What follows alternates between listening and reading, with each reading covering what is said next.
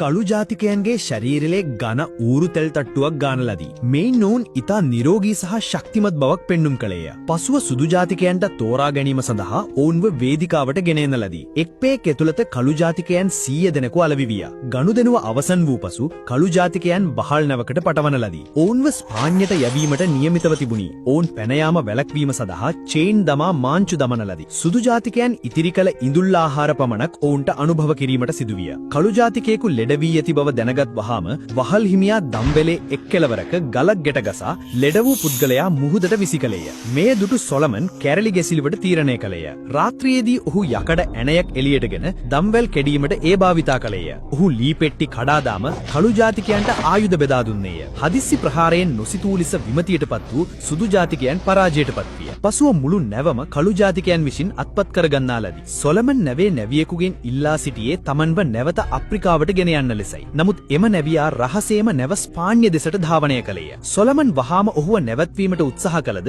ඔහුට ආපසු ගෙදර යන මාර්ගය සොයා ගැනීමට නොහැකි විය. පසුදින ඇමරිකානු නෞකාවකට මොවුන්ව නිරීක්ෂණය විය. ඔවුන් ඇමරිකානුවන්ගේ ග්‍රහණයට හසු විය. මෙම කළු ජාතිකයන් නොමිලේ ලබා ගැනීම සඳහා හමුදාව ඔවුන්ව උසාවට ගෙන ගියේය. ඒ සමගින්ම ස්පාඤ්ඤ වහල් හිමියා පෙමිණියේය. ඔහු කළු ජාතිකයන්ගේ ගිවින් පත්‍ර ඉදිරිපත් කරමින් ඔවුන් ස්පාඤ්ඤ දීපල බව කියා සිටියේය. කළු ජාතිකයන්ගේ විමුක්ති සංගමයේ සභාපතිවරයා කළු ජාතිකයන් වෙනුවෙන් පෙනී සිටීමට වහාම නීතිඥයෙකු සොයාගත්තේය. නමුත් මෙම කළු ජාතිකයන් නිදහස් මිනිසුන් ලෙස අල්ලාගෙන වහලුන් බවට පත් කළ බව නීතිඥයාට ඔප්පු කිරීමට නොහැකි විය. ඒ නිසා නීතිඥයා සොලමන් දෙසට හැරුණේය. ඔහු ඇමරිකා එක්සත් ජනපදයේ නිරූපණය කරන බිම හැඩයක් ඇඳ ඊට එහායින් කුඩා කවලයක් අන්දේය. සොලමන්ට නීතිඥයාගේ අදහස තේරුම් ගොස්සිය.